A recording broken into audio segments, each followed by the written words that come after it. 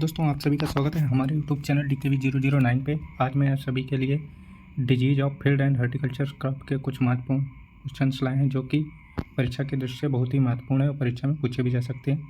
अपना पहला क्वेश्चन है, ब्राउन और लीफ रस्ट का कॉजल ऑर्गेनिज्म है पक्सिनिया रिकोन्डेटी ट्रिट्साई। यह जो फैलता है जनवरी फरवरी के सेकेंड एंड फोर्थ नाइट में फैलता है। 10% इससे लॉस होता है। येलो और स्ट्रिप का कॉजल ऑर्गेनिज्म है पक्सिनिया स्ट्रीफॉर्मिस।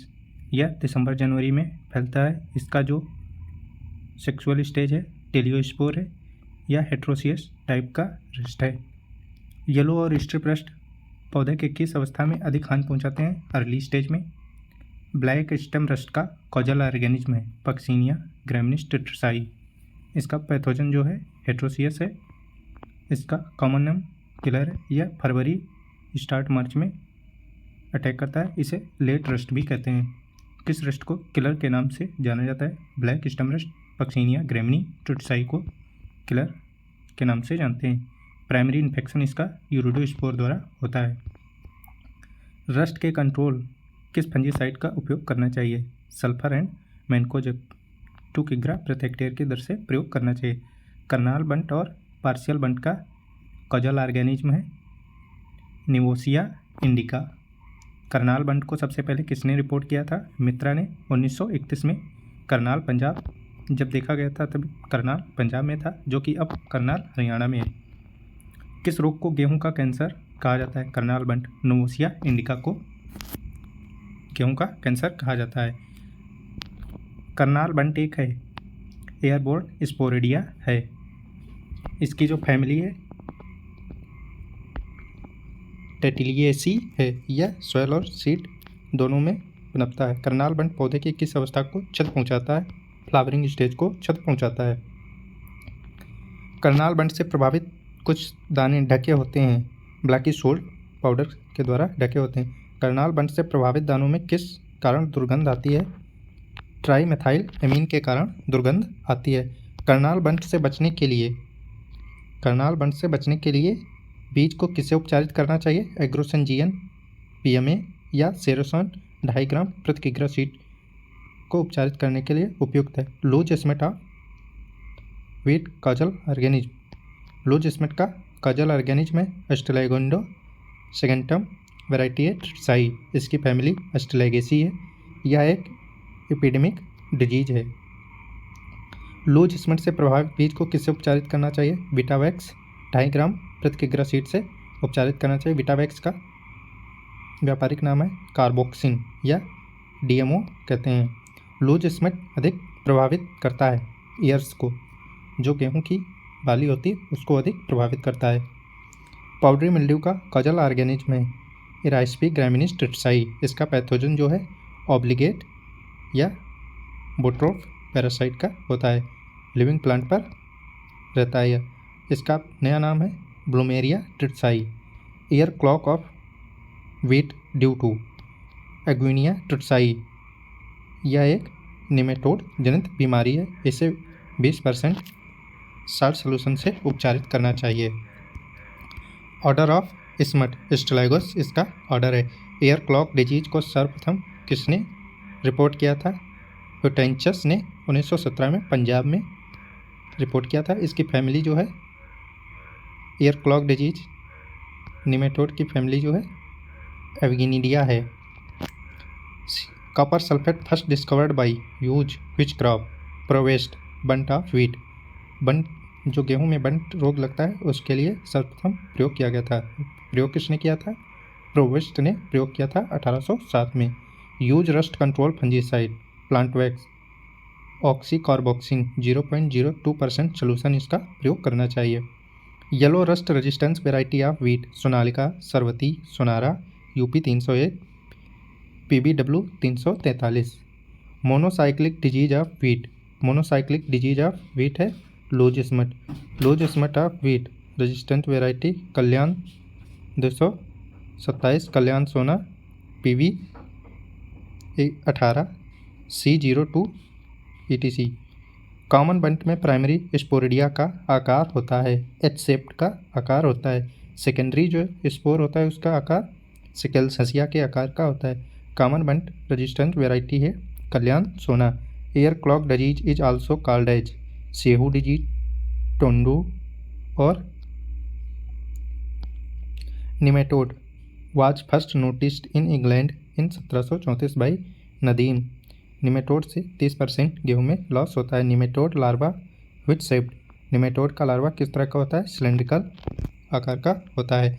निमेटोड के कंट्रोल के लिए किसका उपयोग करना चाहिए? 9-फॉस पाउडर 10 किग्रा प्रति हेक्टेयर के रूप से प्रयोग करना चाहिए। अल्टरनेरिया ब्लाइट ऑफ व्हीट का कॉजल ऑर्गेनिज्म है Alternaria triticina. Alternaria blight of wheat was first reported by Prasad and Prabhu 1962 में। Red rot of sugar cane का कॉजल ऑर्गेनिज्म है Colletotrichum falcatum. Red rot disease was described in Java by Went in 1893 में। जावा जो एक देश है और वेंट ने 1893 में इसे डिस्क्राइब किया था। बिहार एंड यूपी में इसे कब देखा गया रेड रॉट को? 1939 एंड 42 में हिपोफाइटोटिस अवस्था में इसे देखा गया था। Red rot resistance of variety sugar cane C704 CO 7314 CO 6907 Dhansiri कलंग BO 99 BO 91 CO 5767। Sugar cane smut disease का दूसरा नाम है विप स्मट। इसका इन्फेक्शन जो है शुगर कैन स्मट का फर्स्ट इन्फेक्शन मई जून में और सेकेंड इन्फेक्शन अक्टूबर नवंबर में होता है। It was first reported by Nuttall Smith in Africa 1877 में। शुगर कैन स्मट को सर्वप्रथम नेटल स्मिथ ने अफ्रीका में 1877 में देखा। शुगर कैन स्मट का कॉजल ऑर्गेनिज्म है एस्टेलेगो सेकेंटीनिया है। किस क्षेत्र में रेड रॉट अधिक फैलता है? Tropical and sub tropical India में। Smut of sugar cane is also called एज, स्मट को और किस नाम से जानते हैं? कुलम्यूकुलस के नाम से जानते हैं। कुलम्यूकुलस स्मट के नाम से जानते हैं। Spore germination about temperature of sugar cane smut 20 to 30 degree centigrade and relative humidity कितनी होनी चाहिए? 100% होनी चाहिए। Smut resistance of variety sugar cane CO 1114 BO 22 BO 24 CO 974। Wilt of sugar cane causal organism है Cephalosporium sacchari. It was first reported disease Butler and Khan ने 1913 में north India में देखा। विल्ट का फंगस होता है माइसीलियम टाइप का होता है। Survive in soil sporophytically of smut 2 to 3 years soil में सर्वाइव करता है। ग्रासी सूट डिजीज का काजल ऑर्गेनिज्म है कैंडिडाटस फाइटोप्लाज्मा MLBS भी कहते हैं। ग्रासी सूट डिजीज से कितने % शुगर क्रॉप को लॉस होता है? 100% लॉस होता है। Vector of grassy seed disease Aphis sacchari Aphis maydis Rhopalosiphum माइडिस।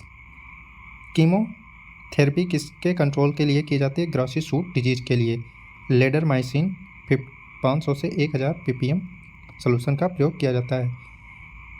Smut disease attacking period है अप्रैल से जुलाई 10% जूस लॉस हो जाता है। रेड रॉट का आक्रमण किस समय होता है? जुलाई में। White rust false rust white blister का कॉजल ऑर्गेनिज्म है जो कि मस्टर्ड में होता है। अल्ब्यूगो कैंडिडा या क्रेसेप्टो कैंडिडस कहते हैं। वाइट रस्ट के द्वारा कितने % लॉस देखा गया है? 54.5%। वाइट रस्ट का जो स्पोर कितने ताप पर अंकुरण करता है? 10 डिग्री सेंटीग्रेड पर और रिलेटिव ह्यूमिडिटी 65% से अधिक होनी चाहिए। वाइट रस्ट रोग किस प्रकार का रोग है? ऑब्लिगेट पैरासाइट लिविंग प्लांट पे रहता है। वाइट रस्ट की रोकथाम के लिए कौन सा कवकनाशी अच्छा है? रोडमिल और एलिसिटिल 0.2% और डेकोनिल 0.1%। वाइट रस्ट ऑफ मस्टर्ड का स्थानीय नाम है मोरोडिया बीमारी कहते हैं। वाइट रस्ट प्रतिरोधी सरसों की किस्म है Brassica napus. It is not true rust fungi Albugo candida false smut कहते हैं। True rust fungi is Uredinales. Downy mildew of mustard causal organism Peronospora brassicae या पेरिनोस्पोरा पैरासिटिका कहते हैं। डाउनी मिल्ड्यू का सरसों की छत में कौन सा भाग पर होता है? फ्लोरल बड रेजिस्टेंस वेराइटी है PYRS8, PR10 और 78। डाउनी मिल्ड्यू का पैथोजन सर्वाइविंग इज ओस्पोर। डीएम की रोकथाम के लिए किस फंजीसाइड का प्रयोग करना चाहिए? मेटालाइक्सिल एंड डाइथेनियम Z78 1:1 में मिलाकर 0.2% का सलूशन बनाकर छिड़काव करना चाहिए। अल्टरनेरिया ब्लाइट का CO है अल्टरनेरिया ब्रेसिकेसी। डिजीज डेवलपमेंट के लिए टेम्परेचर कितना चाहिए? अल्टरनेरिया ब्लाइट डिजीज डेवलपमेंट के लिए टेम्परेचर 12 से 15 डिग्री सेंटीग्रेड टेम्परेचर और रिलेटिव ह्यूमिडिटी जो है 70% होनी चाहिए। अल्टरनेरिया ब्लाइट में पत्ती पर जो धब्बा बनता है उसे कहते हैं नेक्रोटिक स्पॉट कहते हैं। इस रोग का आक्रमण किस माह में होता है? 15 दिसंबर से होता है। Fusarium wilt of red gram. Fusarium oxysporum f species इसकी ciceri. Bio control agent of wilt Pseudomonas fluorescens bacteria है। इसका 10 ग्राम प्रति किग्रा सीड से प्रयोग करना चाहिए। विल्ट प्रतिरोधी किस्में हैं चना की?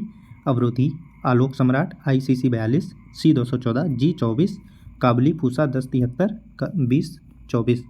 अस्काइटिया ब्लाइट का कॉजल ऑर्गेनिज्म है जो कि चना में लगता है अस्काइटिया रेबरी।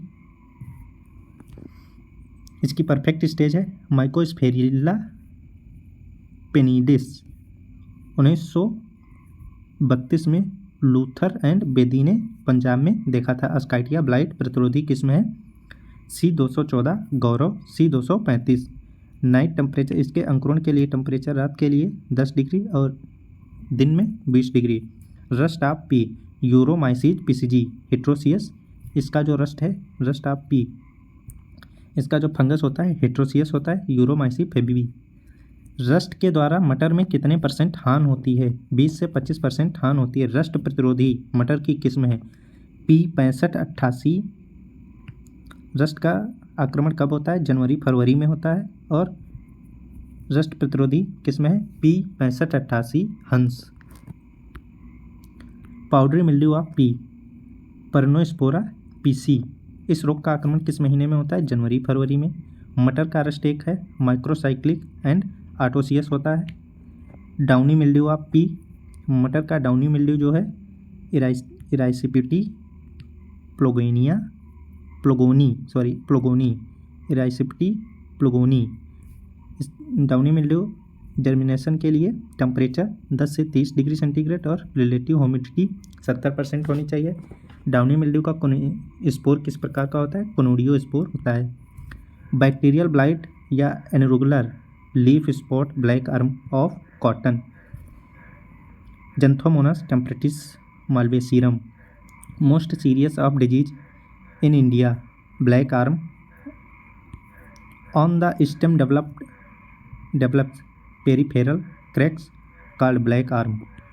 Bacterial blight control which fungicide? Streptomycin plus copper oxychloride 50 plus 250 ग्राम प्रति हेक्टेयर की दर से प्रयोग करना चाहिए मिश्रण को। बैक्टीरिया ब्लाइट को कंट्रोल करने के लिए बीज को किस प्रतिजैविक एग्रोमाइसिन से उपचारित करना चाहिए? Wilt of cotton Fusarium moniliforme f species है VC फैक्टम।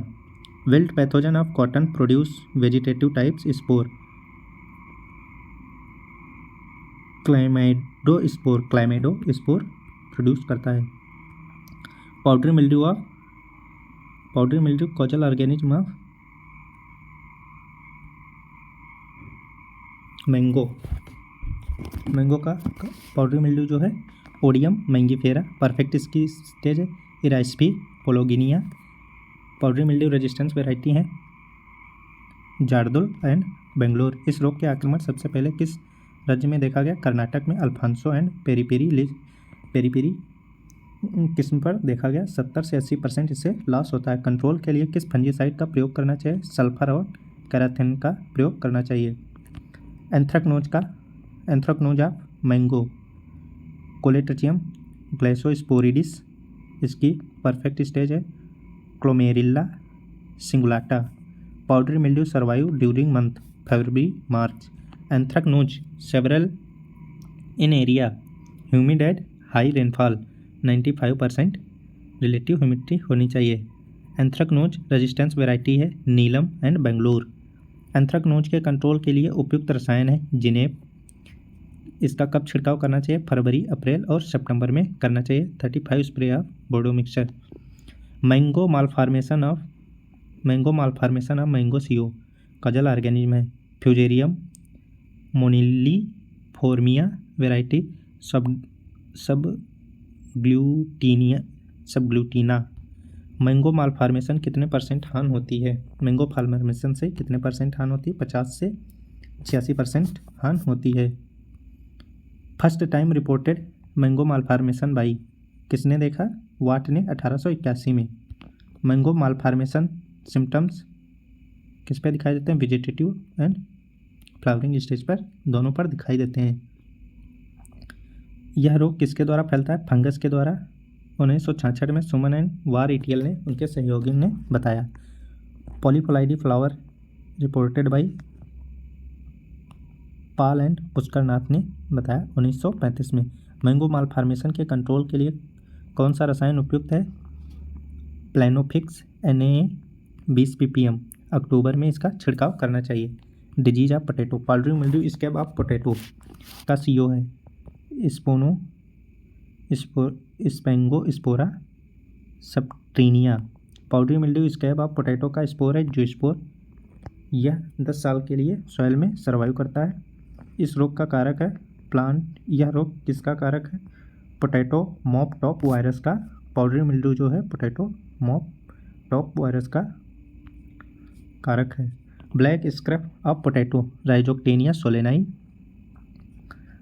Control for disease use fungicide tuber treat Agallol. Tuber को इसके कंट्रोल के लिए ट्यूबर को ट्रीट करना चाहिए।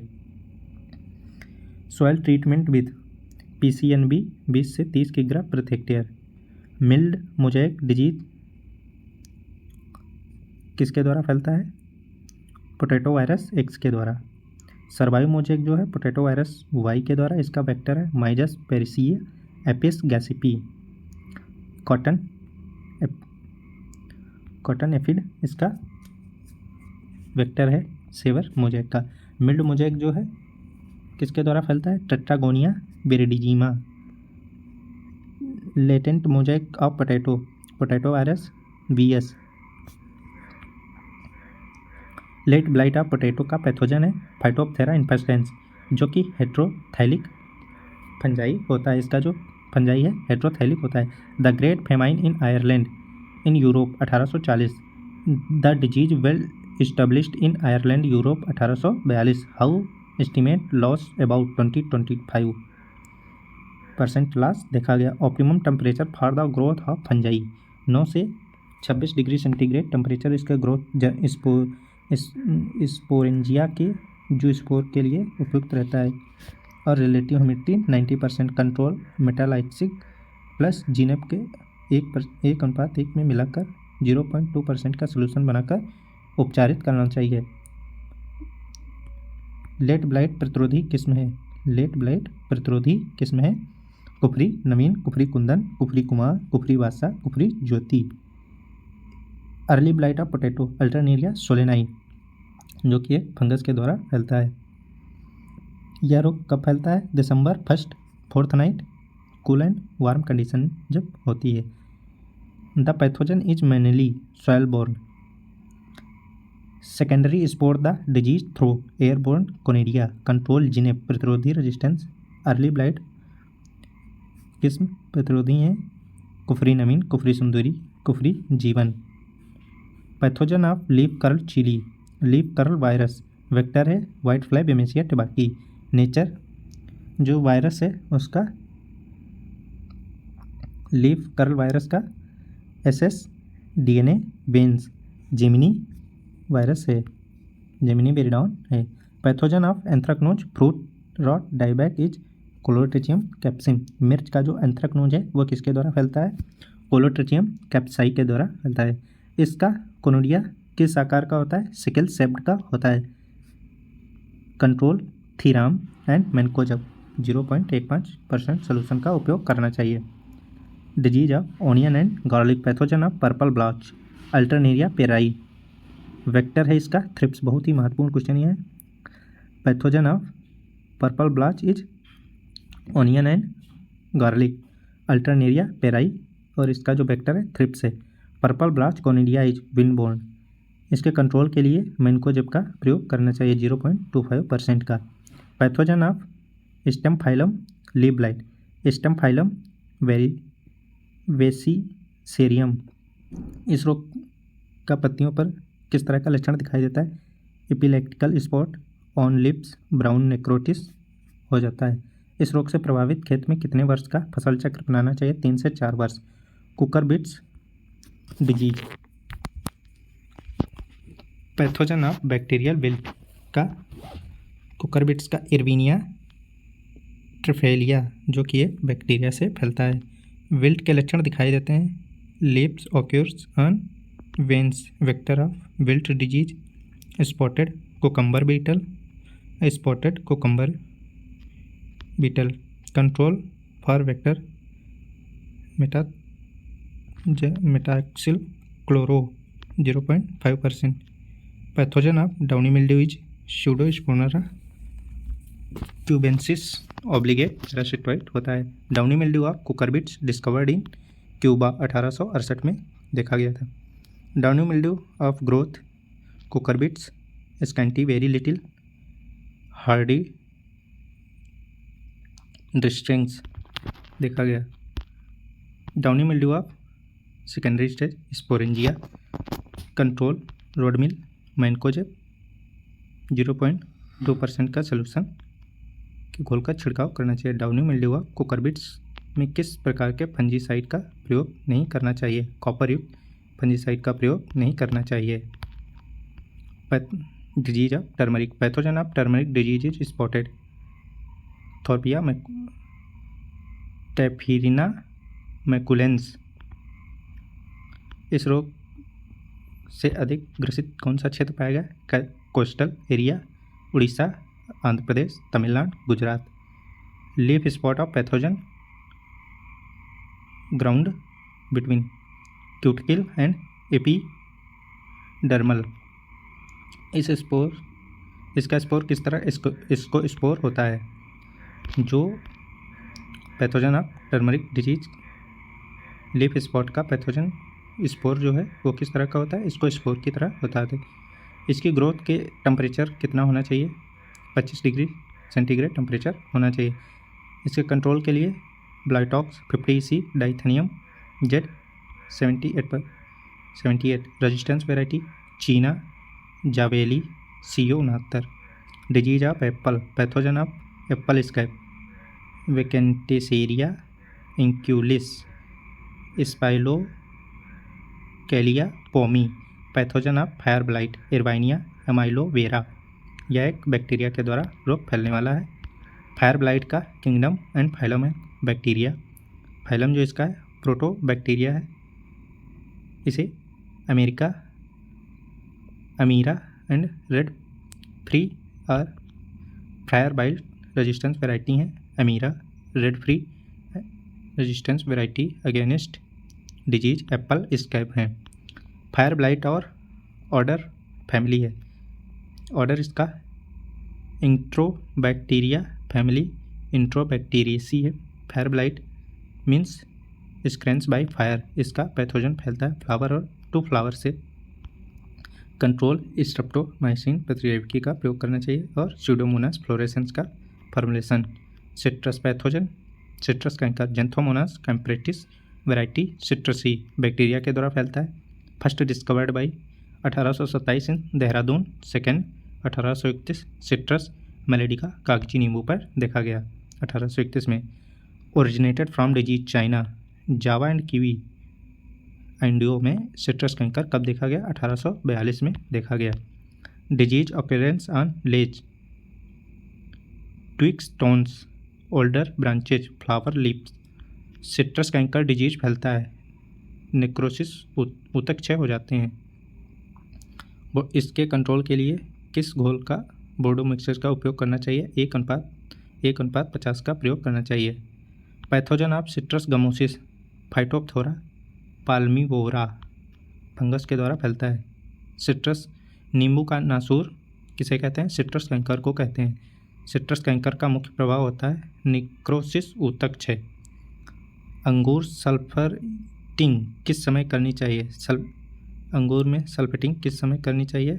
सल्फर डस्टिंग किस समय करनी चाहिए? सुबह के समय करनी चाहिए। Disease of grape vine, pathogen of downy mildew, plasmopara viticola. Pathogen of powdery mildew, uncinula necator. इसका आक्रमण होता है यंग शूट्स पर। It is infect plant pot, green tissue. Control bacton benomyl 5G 10 litre of water में घोलकर इसका solution प्रयोग करना चाहिए। कवकनाशी का छिड़काव किस माह में करना चाहिए? नवंबर फरवरी में करना चाहिए। पाउडरी मिल्ड्यू कंट्रोल के लिए कवकनाशियों का प्रयोग नवंबर फरवरी में करना चाहिए। आई होप, मैं आशा करता हूँ कि आप सभी को वीडियो पसंद आएगा। वीडियो पसंद आए तो चैनल को लाइक और सब्सक्राइब कर दीजिए ताकि नेक्स्ट आने वाला वीडियो आप सभी को जल्दी प्राप्त हो सके।